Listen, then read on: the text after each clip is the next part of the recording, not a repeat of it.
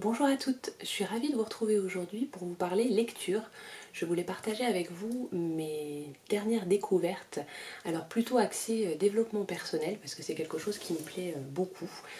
Donc je vais vous montrer tout ça. Donc il y a 5 livres aujourd'hui, mais j'en ai encore d'autres dont j'ai envie de vous parler. Si vous n'êtes pas déjà abonné à ma chaîne, n'hésitez pas à cliquer pour vous abonner, c'est gratuit, et puis à cliquer aussi sur la petite clochette pour avoir les notifications des nouvelles vidéos. Voilà. Le premier livre dont je voulais vous parler, c'est un livre qui je pense est assez connu, c'est celui de Jonathan Lehman, Journal intime d'un touriste du bonheur. Alors Jonathan Lehman, c'est un personnage voilà, assez haut en couleur. Il a été avocat d'affaires à New York et il a tout plaqué du jour au lendemain pour voilà, partir à la recherche du bonheur, se trouver. Donc il a suivi différents maîtres spirituels, différentes tendances pour essayer de trouver ce qui lui convenait. Et dans ce livre, il raconte en fait son expérience lorsqu'il est parti en Inde en retraite de méditation et puis le petit voyage qui a suivi, les 3 mois je crois qui ont suivi. Donc c'est un livre qui est assez... alors l'écriture est assez légère, voilà, c'est pas un auteur classique, hein, c'est vraiment un journal intime, donc c'est un récit à la fois drôle, vraiment nature, mais aussi plein de réflexions sur ses étapes de découverte. Alors il a découvert différents styles de méditation, différents ashrams, il a rencontré plein de personnages différents, il y a aussi toute une partie sur ses découvertes au niveau sexuel, du sexe tantrique, donc voilà, il n'y a pas que la méditation. Il faut savoir aussi qu'avant de tout plaquer, il était à fond drogue et autres excès. Donc c'est vraiment quelqu'un qui a totalement changé de vie et il partage avec nous ses découvertes, ce qu'il a pu piocher à droite à gauche dans les différentes techniques pour avoir une vie plus épanouie, pour être plus heureux. Alors si ça vous intéresse, il a créé aussi une application de méditation. Moi j'ai suivi quelques-unes de ses méditations sur YouTube. Après on accroche ou pas. Quand on médite, il y a tellement de formes de méditation qu'il faut vraiment tester plusieurs choses pour trouver ce qui nous convient. Moi il y a des choses que j'ai prises chez lui, d'autres voilà, auxquelles je n'adhère pas. Mais c'était très intéressant, donc franchement je pense que je le conseillerais à mes amis. Donc je vous le conseille. C'est un livre voilà, où vous allez avoir plein d'idées grappillées à droite à gauche. Une sorte de synthèse concernant la méditation et la recherche du bonheur. Voilà. Ensuite, alors ce sont des livres beaucoup plus classiques, on va dire, dans le domaine du développement personnel. Alors j'ai commencé avec Les langages de l'amour de Gary Chapman. Alors ça c'est un livre que j'ai adoré, vraiment.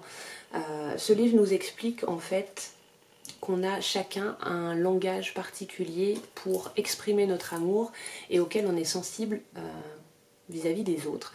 Et on a 5 langages, il existe 5 langages différents et souvent il y a des problèmes de communication entre êtres humains parce qu'on n'a pas les mêmes langages et on n'est pas réceptif aux mêmes choses. Donc les langages en question, il y a les cadeaux, les paroles valorisantes, le contact physique, ça y est j'ai un blanc, les moments de qualité et les services rendus. Voilà. Donc on a chacun un langage qui nous est propre, qu'on privilégie. Et souvent ça peut coincer dans les relations parce que justement, par exemple pour nous, on va être très sensible au contact physique.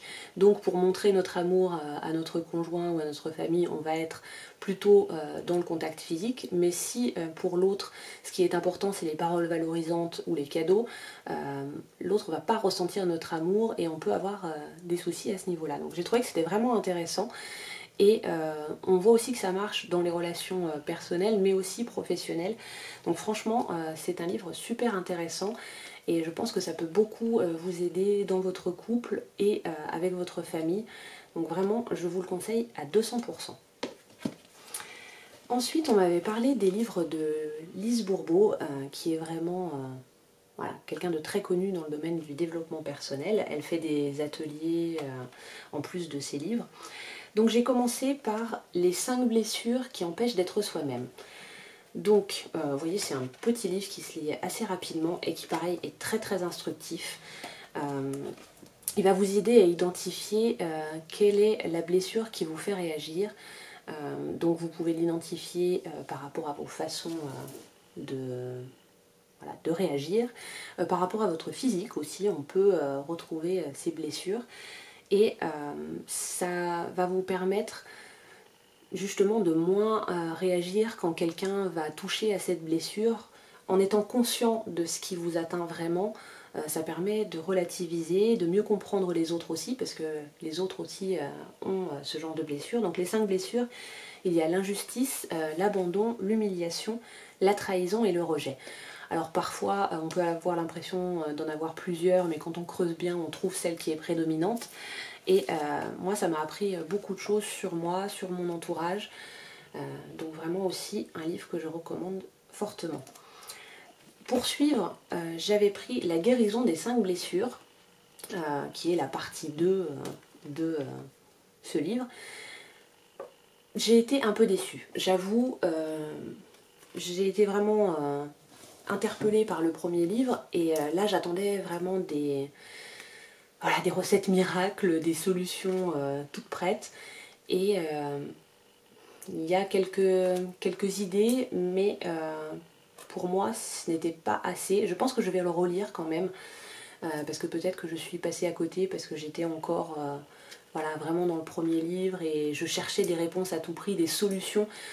On est tous comme ça, hein, on a envie de résoudre ses problèmes et d'avoir une baguette magique et d'avoir un guide pas à pas pour résoudre ses soucis. Donc je pense que je vais le relire, mais si vous l'avez lu, j'aimerais bien avoir votre retour aussi, savoir si vous l'avez trouvé intéressant, si vous a appris des choses. Je vais quand même le relire et voir si j'arrive à en tirer un petit peu plus.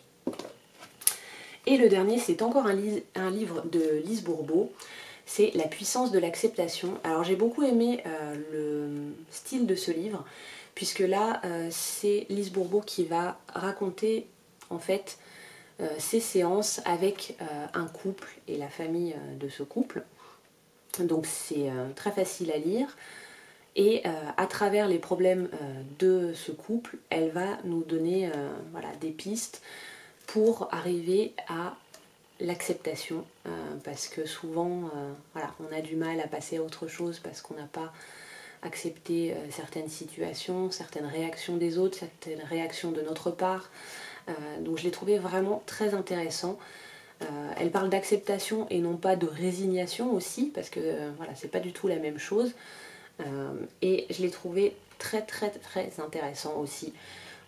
Donc je vais voir d'ailleurs s'il y a d'autres ouvrages de Lise Bourbeau, parce que globalement j'aime beaucoup ce qu'elle écrit, mais ce livre là je vous le conseille également. Donc quasiment que des tops en fait dans cette sélection de livres. Donc si vous les avez lus, j'aimerais beaucoup avoir votre retour, savoir ce que vous en avez pensé. Si vous avez d'autres livres à me conseiller, j'en ai certains que je suis en train de lire, dont je vous parlerai également, mais je suis toujours preneuse de nouvelles idées. Donc voilà. Sur ce, je vous souhaite une excellente journée et en attendant la prochaine vidéo, prenez bien soin de vous.